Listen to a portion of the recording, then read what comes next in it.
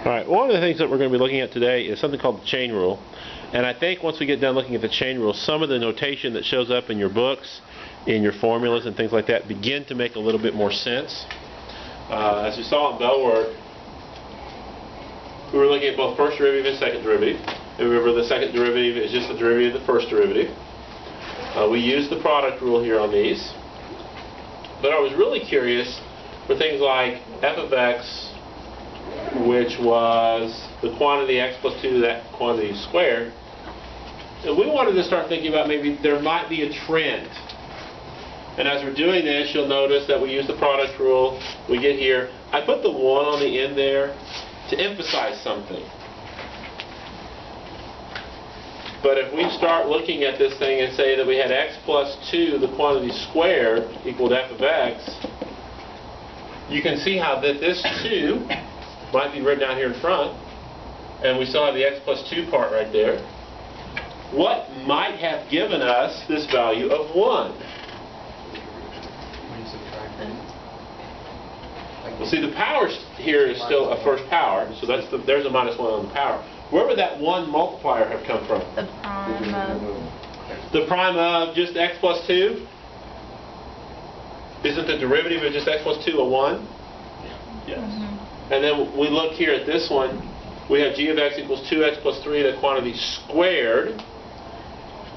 And so there's this 2 that shows up in that product rule. What is that 2 coming from? The derivative of 2x plus 3. Isn't that the derivative of the 2x plus 3? And then I know you put the 2 in there and then you added it together.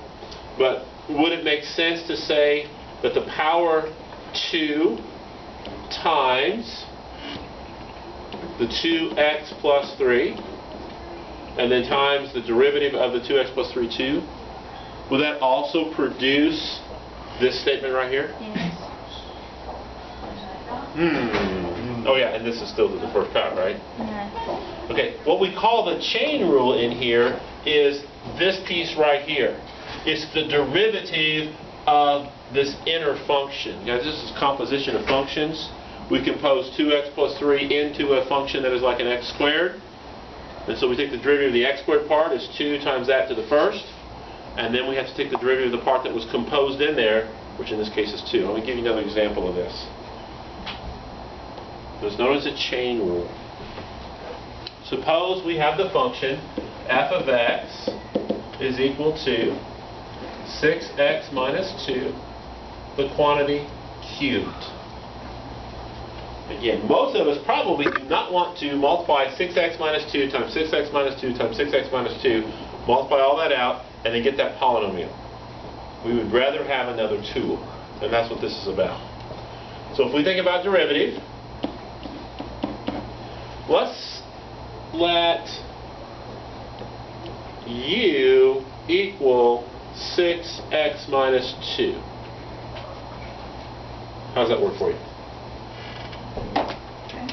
So could I rewrite f of x as u cubed? Yes. Make sense? And just for grins, can you tell me what u prime, derivative of just the u part, would be? 6. Now, if we pull out our books and we look in the front cover of our books, if I had a rule and it says u to some power n, the derivative with respect to x look like this. According to your rule, that equaled what?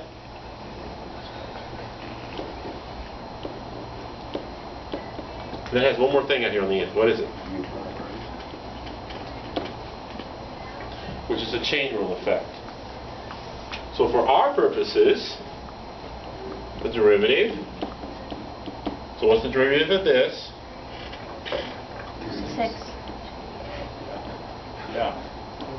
3u squared 3. times u prime. So far, I've been very careful to choose functions that had a u prime value that was always 1. And therefore, we really didn't think about it too much.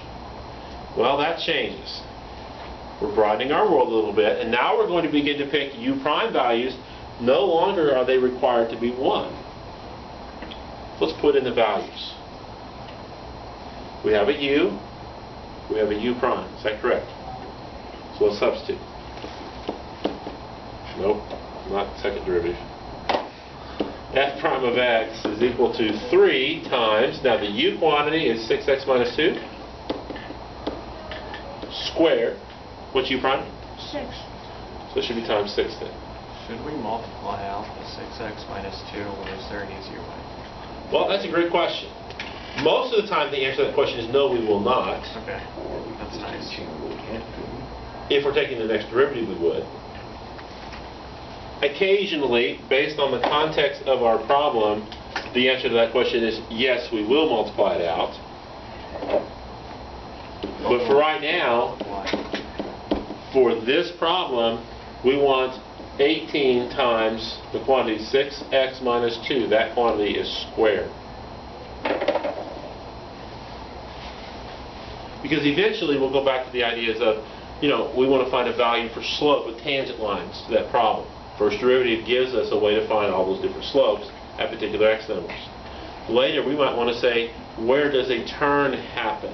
So where's the slope 0? So I could set this equal to 0, and in this form I could solve it without too much difficulty. It depends on what we're doing. How did you go from being squared to being to the first power? Oh, that's just That's what a we're 2. looking to. Oh, okay. Yeah, that's a great question. Yeah, that's a 2. Sorry. No. I think I told you guys that I write 2's a couple different ways. Okay. Yeah, that was supposed to be that 2. Good question. Anybody else? All right. We want to do a couple more of these, obviously. We want to see what's going on. So let's suppose g of x is equal to 5x minus 7 the fourth. And let's see if we can find the first derivative of this problem.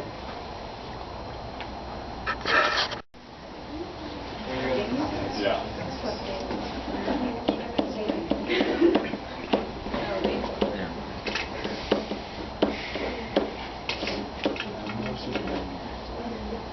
All right, please tell me, where does the 4 come from? It's our power. So from the power rule, the 4 comes out in front to the 1 less power. Where does the 5 come from? That one. Okay. So then g prime of x is equal to 20 times 5x minus 7, the quantity cubed. How many had that? Do we have questions about this? All right, because clearly it's supposed to get a little harder. Are you going to put like Yeah. numbers in? Are we going to do what? We have like That's what I 3 expected. It could be a trinomial in there. It could be a lot of different things. Let's shift just a little bit, because I mentioned this one once already.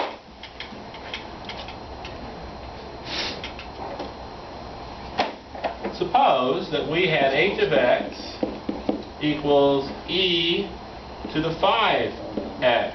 Oh no. Yeah, we mentioned e to the x. It says the derivative of e to the x is just e to the x, correct? So what does this do for me? 5x. Go back to your formula for just a minute and tell me, how does the book write the formula for e to the x? E to the x times the derivative of Okay, that would be part of it, but really, in the front cover of your book, how do they denote the exponential formula? It's not e to the x. It would be 5x e to the 5x minus 1. Slow down. Dude, look at the board. E to the u. Hey, please, look up here. Doesn't the book use e to the u as a denotation for the exponential function? And so it tells us then that the derivative of y with respect to x is equal to, actually I think it's this way. E to the u times a u prime. Is that how it shows it to you? Yeah. This formula? So if we are going to successfully complete the derivative of this formula, I need to decide what is my u part of this function.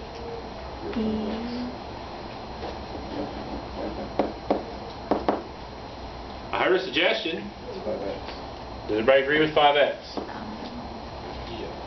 So that means the u prime part is going to become what? So if we correctly apply this derivative, h prime of x says it's still e to the u, so it's still e to the 5x, and then it's times u prime, which is 5. Now many of us will feel more comfortable writing it this way, 5e to the 5x. Now the common mistake that a lot of us make whenever we're used to subtracting that exponent is we want to say, oh, it's going to be e to the 5x minus 1. No. That's not how the rule works. That's not the power rule of the e function. It is just itself to the same power. That is a very common mistake, so please don't make that mistake. This is what I'm looking for. Do you have questions about that one? Does it get harder? Of course it gets a little harder.